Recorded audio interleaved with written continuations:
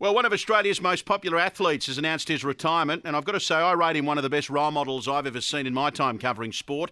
Dylan Alcott refused to let his disability get in the way of him conquering the world. The 30-year-old won the Golden Slam earlier this year, and the curtain will come down on his remarkable career after the Australian Open. The 30-year-old has won 23 major titles, 5 Paralympic medals. He's a lovable larrikin who's mixed it with the biggest names in tennis, and I love watching him on TV, whether it's with Wide World of Sports or as a brand ambassador on one of those catchy commercials, which I'm still singing.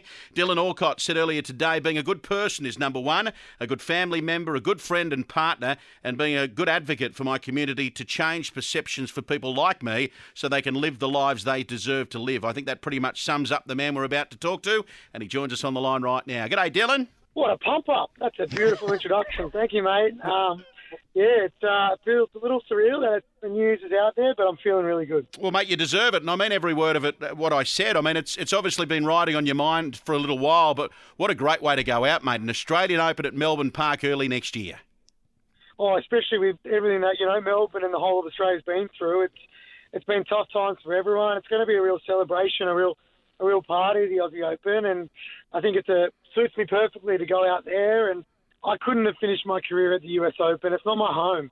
My home is the Australian Open. It's changed my life. The fans have changed my life. Everybody at Tennis Australia, everybody that's broadcast there, the Wide World of Sports, everybody. It's just been incredible. And, I didn't think I'd get emotional today because I've been thinking about it for a while, but I did a little bit, but I'm really looking forward to it. Dylan, I want to talk about the Golden Slam, and you talk about thinking about it.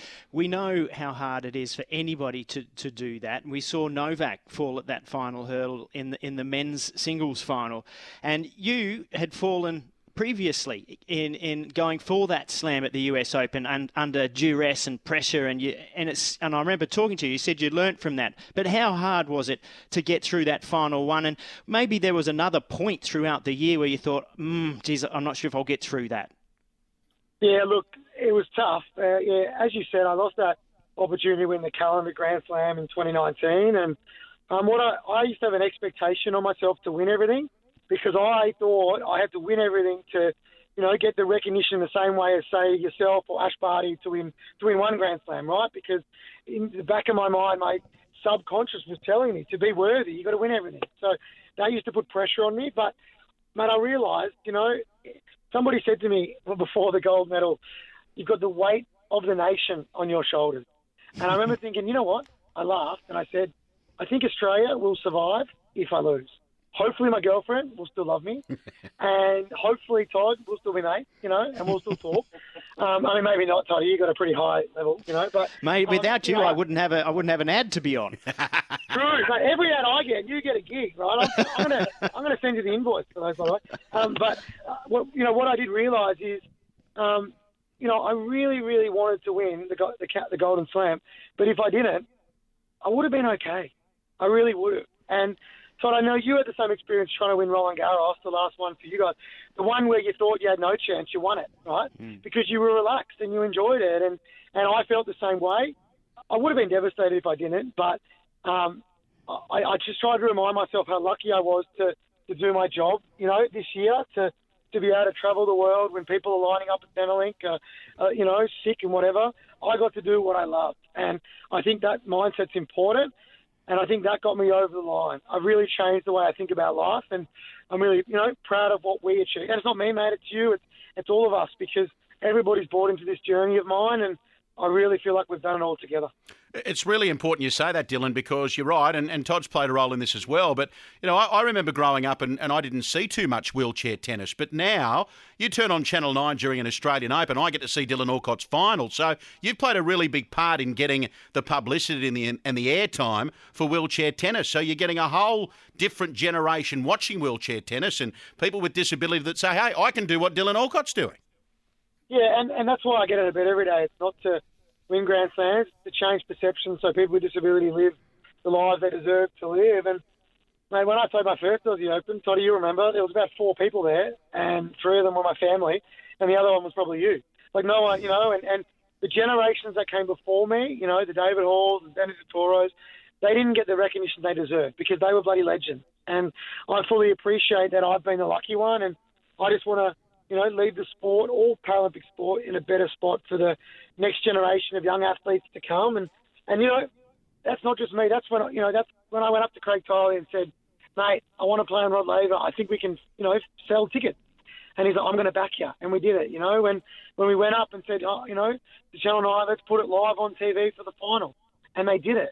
And it rated over 1 million people, outrated the Big Bash semi-final. Like, that's crazy stuff. Wheelchair tennis doing that.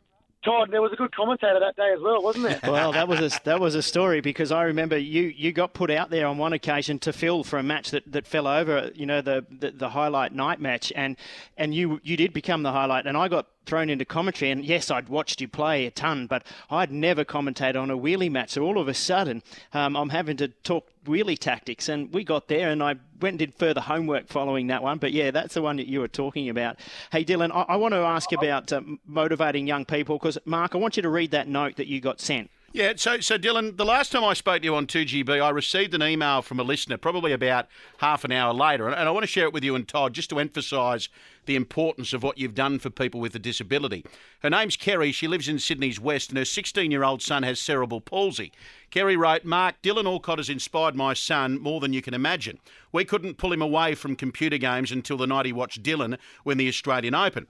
My son now heads to the local tennis court every day because he wants to be the next Dylan Alcott. Could you please thank Dylan for changing my son's life and showing him that a disability doesn't mean he can't follow his dreams? How does that make you feel, Dyl? Oh, Mark, tear up, brother. That's why I do it. And you don't do it for that reason. Like, I don't go out there to be an advocate. I just be me.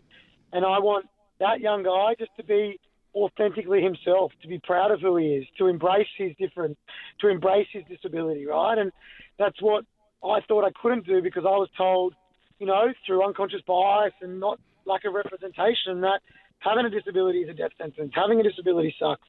Having a disability is this devastating thing where you can't do anything. But it's not. But we've been told that for too long. And if this kid's getting out there and living the life that he wants to live now, mate, look at me. I'm lost for words when I hear that. I really. And Mark and Todd, that's not very often. Like that, it's special. And mate, if I can change the lives of one person, even in a very, very, very small way, well, then that's what I've been put here to do. So, pretty cool, very cool. Thank you for bringing that up and saving it after last time we spoke, mate. That's pretty cool. Good on you, mate. Good on you. Dylan, enjoy retirement. You've still got a bit of work to do, though, to get that Australian Open. We'd love to see you win one more, and I'm looking forward to spending time in the booth with you, mate. Good on you, guys. I really appreciate the support. And as I said, I'm not done yet, so one more to go. I better stop talking to you. Better start training. Put it that way. Go for it. Good on you, mate. There he is, Dylan Alcott. What a champion. One more. The Australian Open. I have no doubt more success beckons, and he'll continue doing what he does best, and a few more commercials for me to sing along to during the Australian Open. Dylan Alcott joining us on Wide World of Sports.